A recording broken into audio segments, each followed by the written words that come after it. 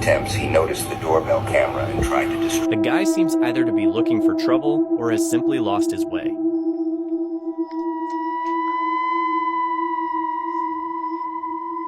His behavior is suspicious, and it's unclear what his intentions are.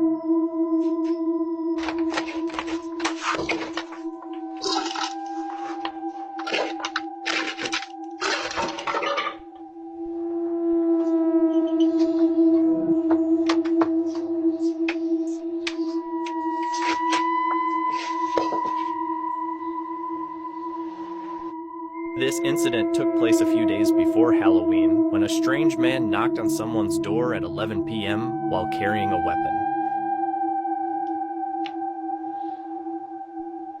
We can't answer.